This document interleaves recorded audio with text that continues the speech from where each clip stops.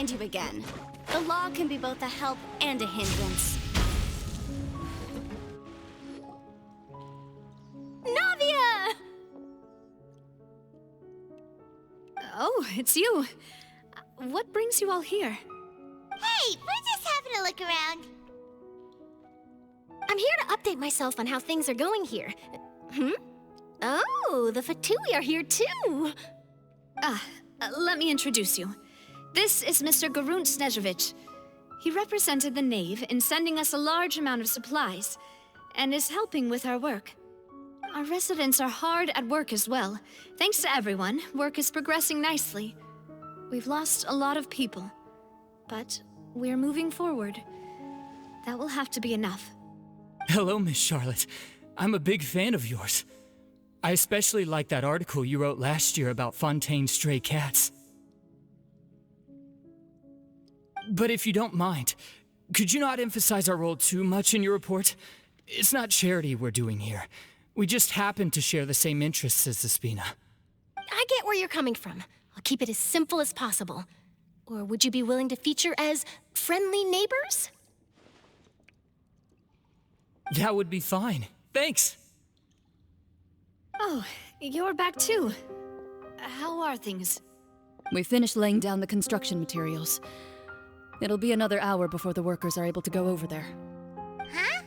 You're here too, Clarand? Well, her reputation's greatly risen after that whole duel business with Miss Farina. So she's here in Poisson to wait out the heat. All right.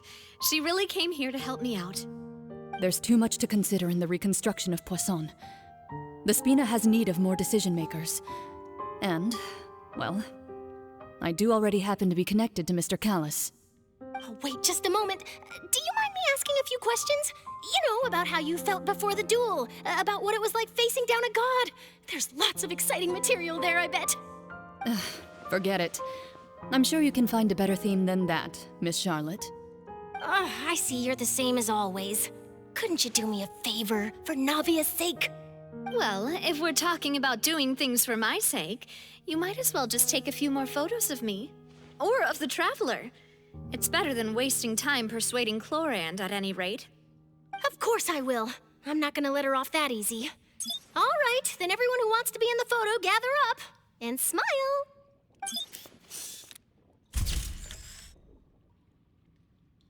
How did it go? Was it a good shot? Did Paimon look cute in it? Not bad. Your addition really helped the composition of the picture. All right, hang on a moment. Let me snap a few more shots.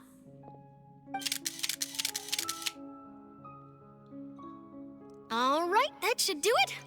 I'll be back here later anyway, so let's call it a day. You're very quick.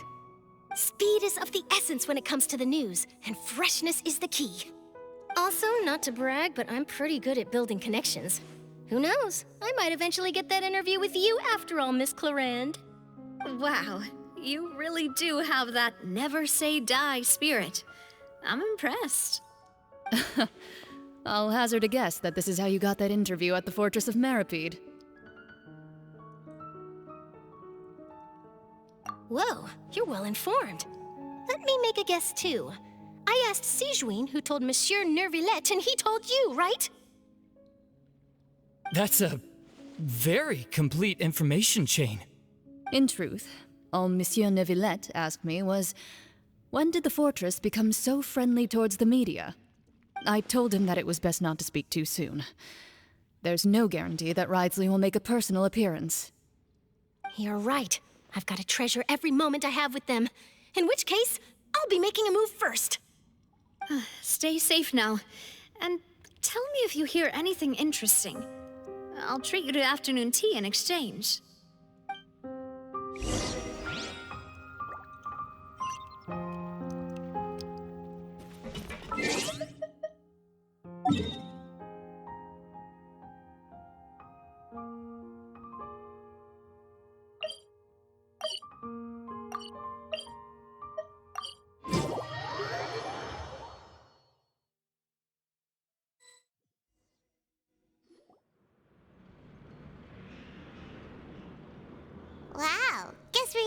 fun, huh? There's a real nostalgic feeling to this place. Looks like you've been missing us. Duke! Did you come all the way to the entrance to greet us? Of course. I'm here to welcome you and our dear Miss Charlotte, whom our good head nurse recommended to me. It's an honor to finally meet the much-rumored Duke. Thank you for consenting to my visit to the fortress, sir. No need to thank me. But that said, I shouldn't be the focus of your interview. I trust you recall our agreement? Of course, of course. All right then, this way.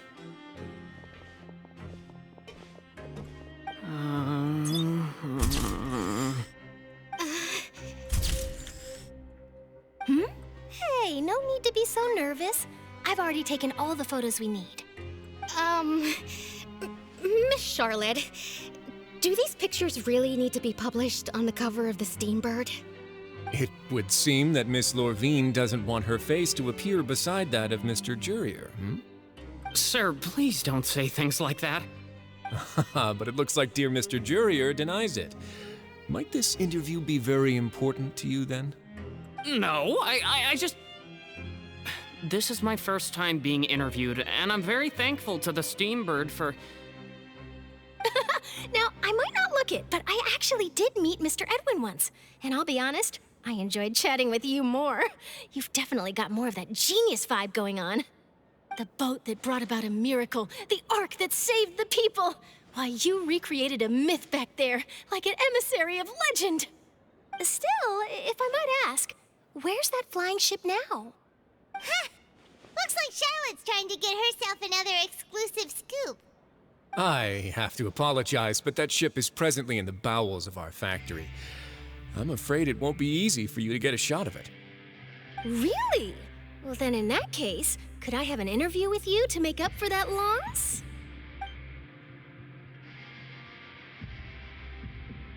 You already know my answer, I'm afraid. Best you interview our head nurse instead. Or perhaps you'd like to take another photo of this couple of researchers? Did you really have to use the word couple? Well, then, 2 solo photos will do. Is my hair messed up? Please, someone help me have a look. Things sure are getting pretty lively here. We've seen this kind of thing before. Oh, seems like everyone's here. Would any of you like to try this new drink I came up with? Ah, Sigeween. Hey, Miss Charlotte. Why don't you, take some pretty photos of our head nurse? Sure. Come on, Miss Sigeween, over this way. Let's find a brighter spot. Sure. Do I have to smile? So, how have things been at the fortress? Same old, as you can see. Fontaine's undergone some changes, but this place is still more or less the same. Other than that flying ship, it got a tad too much attention, I think. That's why I decided to let the interview go through. We should direct more public opinions toward the behind-the-scenes heroes. Am I right, Mr. Jurier? Miss Lorvine? You're too kind, sir. I believe that you too should have your day in the sun. Not that you would want that, which is a pity. I'll just leave the spotlight to you two.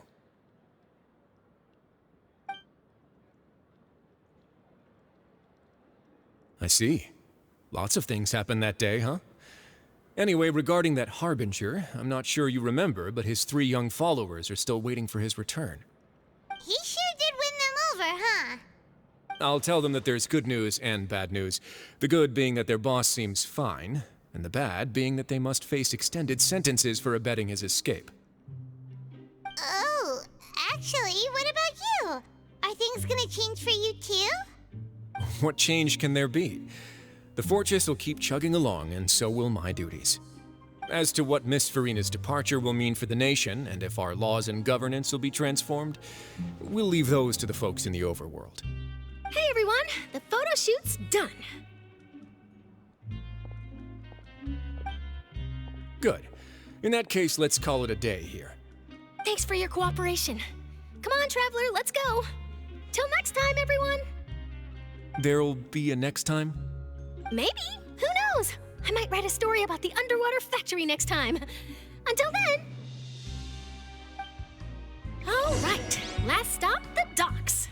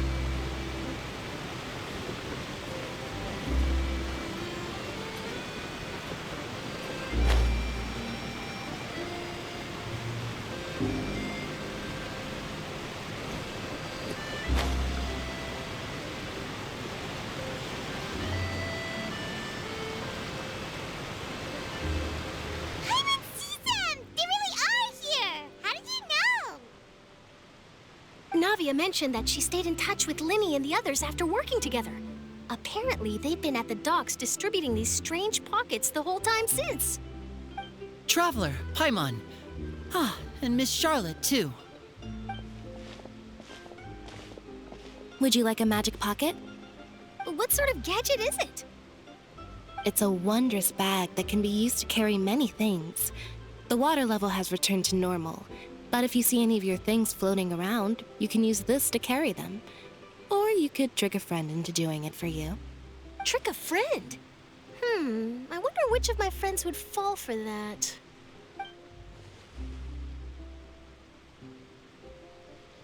You could just make a friend like Fremine here. Isn't that right, Fremine? Is this what you meant by, I'll help you make some more friends? To be honest, that sounds pretty sweet. Could I have your contact, please? Sure. Please, write down my address. You sure are working hard to help Fremine socialize. He was the one who proposed doing this. He even wants to assist in our magic shows. Yes, I was planning to first introduce Pear as an assistant, and later Fremine himself. In the future, I think we can leave underwater escape magic to him too. That said, would anyone want to see a diver escape underwater? Oh, it'll work out. Every journey begins with the first step. He'll become a part of our show eventually. Lynette, could you come over? Miss Charlotte says she wants to take a picture of us. Got it. My, that Charlotte is rather perceptive. She got rid of everyone the moment she realized I had something to say to you. So, how have things been, Traveler? Father says that you did a great deal during the latest events. She's very grateful for your contributions to Fontaine. That's all right. We were more than happy to help. So, what's she doing now? Oh, I guess you haven't heard. Well, after Lady Farina left, Father and Monsieur Neuvillette opened negotiations, during which he gave Fontaine's gnosis to her as a diplomatic gift.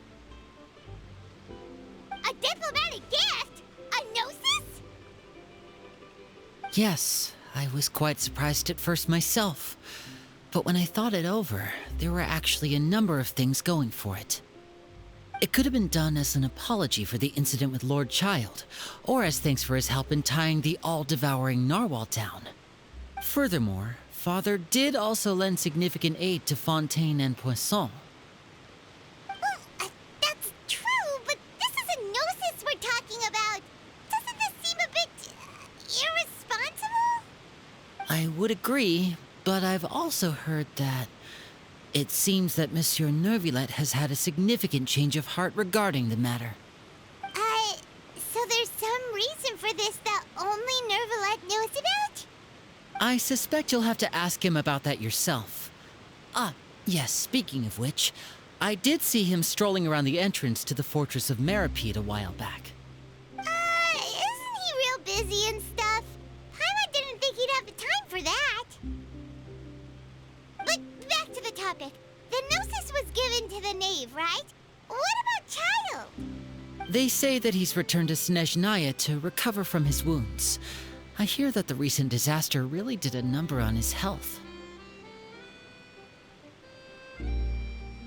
That's true. When you think about it, we've had loads of run-ins with the Fatui. To think we'd be allied with them this time. So shocked by such a simple switching of sides?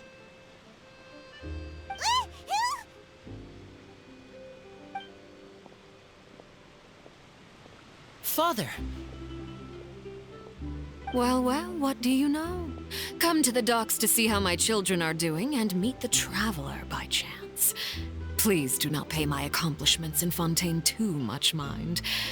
I would have done them regardless. Are you going to take the Gnosis back to Snezhnaya? That is our duty as harbingers, yes. Don't be too preoccupied with sides. The goal of the Fatui concerns not a single place or person, but the entire world. With such a grand goal in mind, it is inevitable that we must wear many masks. Switching my masks is something I've always done. Well, that depends on many things. No one truly knows what the future holds. What good is honesty if you can't rely on it forever? As for you, I very much look forward to our next collaboration. Good things cannot be achieved alone, and you've proved yourselves to be great partners.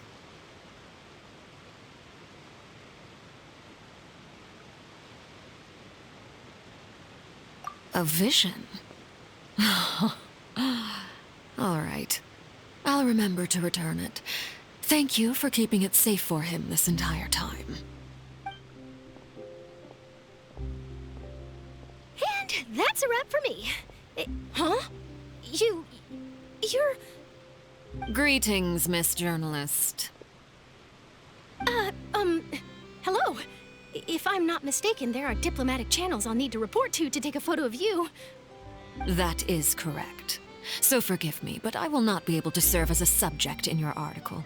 However, feel free to write as much as you'd like about our dear magicians and our upcoming rookie talent. I will. The sea breeze is quite pleasant. I shall continue my walk while the weather remains so agreeable.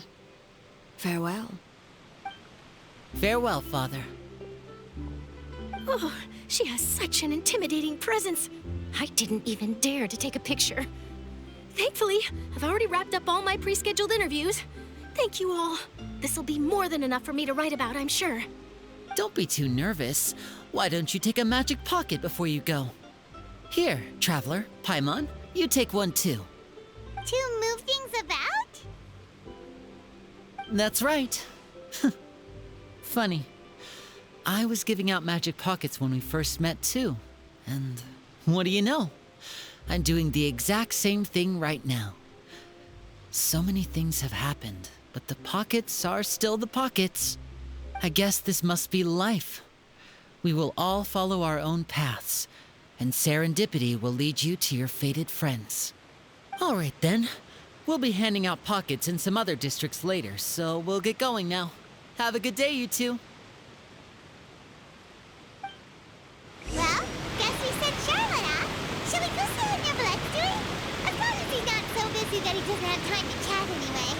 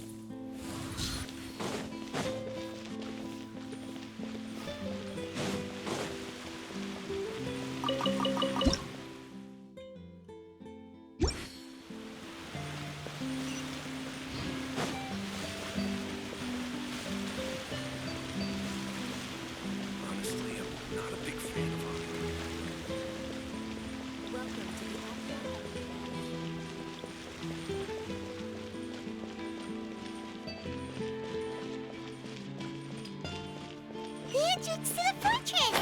Ooh, he really is there!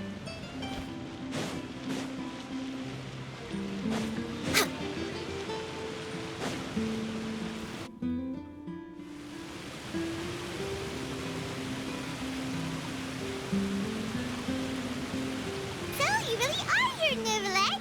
Paimon didn't think you were going to have free time this hour of the day. Really? Oh, I suppose you must have met Mr. Linney. He took the time to greet me earlier when he passed this way. In any case, you came at a good time.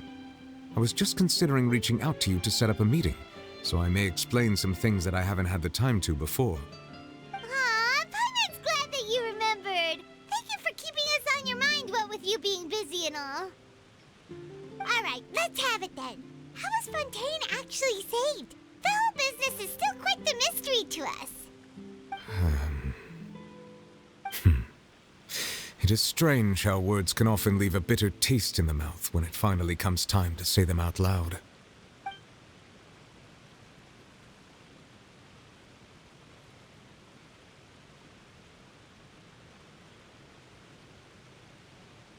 Whoa. So that's what happened? Focalor destroyed the divine throne of the Hydro Archon and restored your power to you, transforming you into a fully fledged elemental dragon sovereign. But Paimon still doesn't quite get what you did to save the Fontanians from dissolving. For me, the authority of the ancient dragons refers to absolute control over the hydro element. Fontanians were incomplete humans born of Egeria's use of the power of the primordial sea, with constitutions similar to that of mimics. But so long as those primordial energies remain within them, I could use the ancient dragon's authority to grant them true blood, after the fashion in which life was first brought into being on this planet. In other words, when I gave my verdict, Fontanians became true humans, and thus would naturally no longer be dissolved by water from the primordial sea. Focalor must have counted on you to make that decision as well. Your verdict was the key to making the prophecy appear to have come true while saving everyone. Yeah, and in a manner of speaking, Focalor finally managed to fulfill the original Hydro Archon's wish to turn Oceanids into real people too! It seems from your expressions that you still have more things you wish to ask. Ask away. I will tell you the truth as I know it.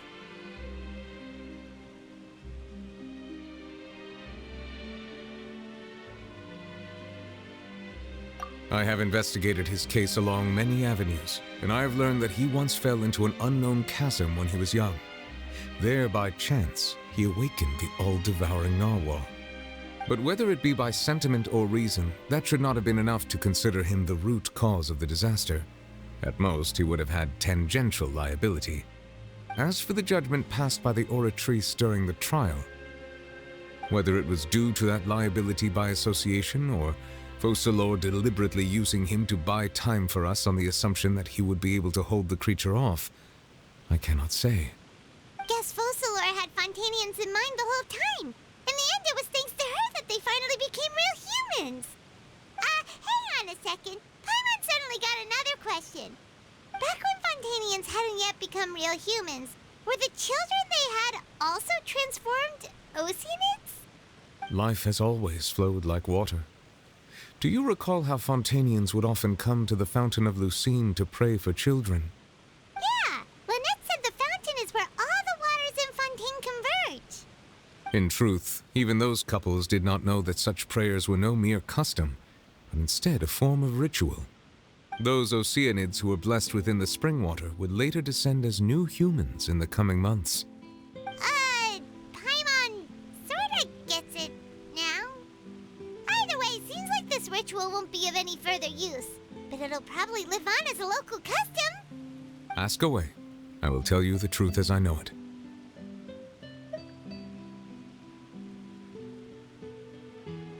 Yeah, about that. Risley said Farina has already left. What's that all about? Ah, Lady Farina. The people are only aware that her death sentence has not been carried out. She abdicated the post of Hydro Archon and left affairs related to that title to me, before leaving the Opera House. I related Focalor's words to her faithfully and completely. After hearing them, she seemed neither saddened nor comforted. She simply said that she was tired and needed to rest. Having said that, she then packed her things and moved out of the Opera House, not unlike how an ordinary person might. But she's still got a place to stay, right? You need not worry. I will make arrangements to ensure that she will not want for food, clothing, board, or travel. In truth, I am somewhat happy for her. The wear and tear on her spirit will, of course, take time to heal. But now that she no longer has to play the role of Focalor the Hydro Archon, she can finally lay down her burdens and lead a normal life. What about you then? What are your plans now that you've regained your full powers as the Hydro Dragon? After Focalor passed on, the Oratrice also ceased to function. This matter will directly affect our trials. After much careful consideration, I've decided to take over its role in our courts. From now on, I shall hear cases and pass verdicts by myself. Looks like you're still considering stuff from the perspective of the Udex, huh? As an elemental dragon, there are indeed many things that I must do. But this power and this duty, in a manner of speaking, you could say that both were granted to me. As such, before I attend to my other responsibilities, I must first and foremost continue to serve Fontaine as its highest judge. The duty of the Hydro Sovereign and the duty of the Udex shall coexist within my person. Additionally, the Hydro Archon's departure has brought about another problem, which is that the Opera House shall no longer produce indemnitium. That's true. That power was derived from the people's faith in the Hydro Archon, wasn't it? Wait, but the various mechs and machines in the city are all still okay. Where are they getting their energy from? As I am now, I have full command over New Musia, and it can serve as a complete substitute. Another reason why I cannot quite leave Fontaine immediately. Wow. This ancient dragon's authority stuff is really quite useful, huh? Ask away. I will tell you the truth as I know it. Oh, that's right! They say you've given it to the knave as a diplomatic gift or something! Leaving aside their intentionality, the two Fatui Harbingers have indeed done much for us during this crisis. Their sole remaining goal in Fontaine, at least at this point, would seem to be the Gnosis. The Oratrice has ceased to function. The Hydro Archon's divine throne is now no more, and I do not need the Gnosis's power. As such, it has lost all meaning for Fontaine. If the Fatui have impure designs, then we might as well accede to their request now, and avoid unnecessary conflict. What complicated considerations! Paimon thought you were just giving it to them out of gratitude to the knave and as an apology to Child. Ask away. I will tell you the truth as I know it. You will soon be heading to Natlan, I presume? I'm afraid that I have little talent as a travel guide, so all I can do is tell you what I know about that land. As far as I'm aware, Natlan can be said to be a nation of dragons. A nation of dragons? You mean like you? No, I suspect that I would not find myself welcome there. Unlike ancient dragons such as myself, the dragons of Natlan have undergone long years of development and evolution. Large numbers of them have entered a form of coexistence with humanity. Natlan is also the nation of war. War ravages those lands like an undying flame. There is one other piece of information I got incidentally from my negotiations with the knave that I believe may be useful to you. The harbinger known as the Captain has thrown his hat into the endless ring of war. The Captain. Sounds like a real tough customer. Seriously, everywhere you look, there's a Fatui Harbinger doing their thing. I suggest that you fully prepare yourself before going to Natlan. In the meantime, Fontaine's doors will always be open to you.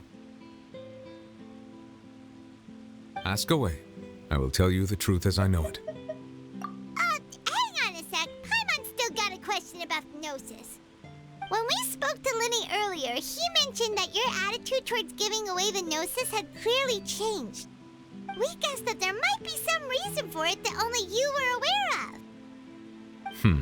No wonder the House of the Hearth is the Fatui's intelligence division. They are certainly sharp. So regarding this specific issue, I was just getting ready to share something with you. What is it? In truth, I exchanged some further words with that lady named Skirk after sending you two back to the surface. It went something like this.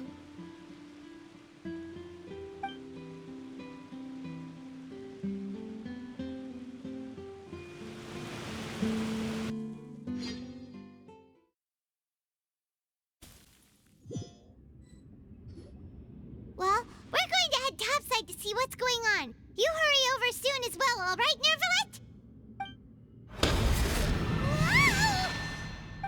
What next? The all-devouring narwhal isn't here, so I'm no longer getting any interference. I can finally catch the scent of your power, what it's made of. It is the authority of the planet's primordial dragons, but with something very similar to a god's curse mixed in. It's quite a novel blend. I'm sure I've encountered something like this before. What was it again? I do not know what you speak of. Ah, of course. How could I forget? You should have the remains of the third descender on your person, yes? Remains? I've never heard of any such thing. Huh. According to your parlance, I believe it may be called a gnosis. Well, that much is true. After Focalor's divinity faded, she handed her gnosis to me. But I fear I have never heard of it described in the manner that you just did. I've been training with my master, the Fowl, ever since I was young, and I have never returned to the surface since. So most of the information I possess, I got from him. It is only natural for those who are greater than humanity to possess a different sort of common sense, which is why there are so many problems in our attempts to communicate with humans.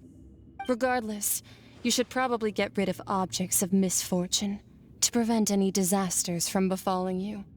To live in itself is a blessing. But once a person dies, the bonds he once had with this world shall all turn to curses. What do you mean by that? No need to fret. These are just my personal thoughts, and my reason for no longer wishing to return to the surface. This third descender you refer to, who are they? And when did they die? Master never mentioned them to me. Perhaps it just wasn't that important for me to know. If you're interested, though, I could ask him. I'll be sure to pass the answer on to you next time. Next time? You believe we will meet again? I do. Wait. I have a disciple of my own, don't I? He can be the messenger then.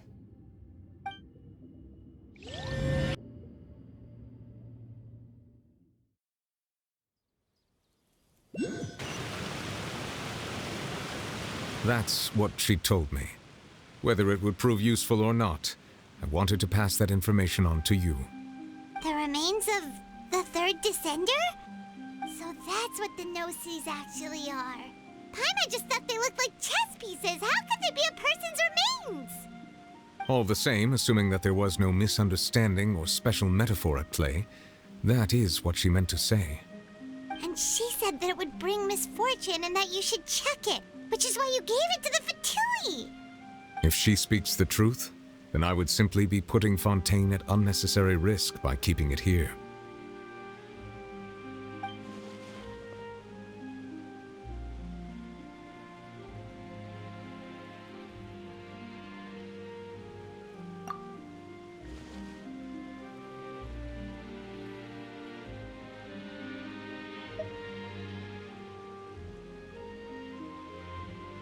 I guessed that you might already be familiar with this concept, but I did not expect you to be one of them. That means that the Gnosis, which are exceedingly element-compatible and can even enhance elemental abilities, do indeed come from the third descender. I wonder, does your body also possess similar properties? Like being able to use elemental powers without a vision. That does sort of count as special compatibility, right? No, let's not think about this stuff right now. It just feels creepy. Comparing the Traveler to the dead third descender and all? That's what you say, but this topic still feels like bad luck. Once Child recovers, let's get some more answers out of him. Or go look for his master and get the answers that way. I too believe it unwise to make too many blind guesses when information is lacking. The same is true of being at court. All right. Whatever the case, it seems like the crisis here in Fontaine's over for now. Yes. All of Focalor's efforts were for this moment as well. But she sacrificed herself in the end as a god, and she suffered through all those years as a human. Was that really what she wanted? I suppose that would be the mystery of a god's will. I suspect not. But once in a while, I too would guess that if wishes were like the clouds in the sky, they will one day return to the earth as raindrops. Life flows like water, and rain is the final answer. The water levels may sometimes tilt one way or another, but the rain falls fairly upon all. And what, ultimately, is the difference between the rains that fall upon all of us?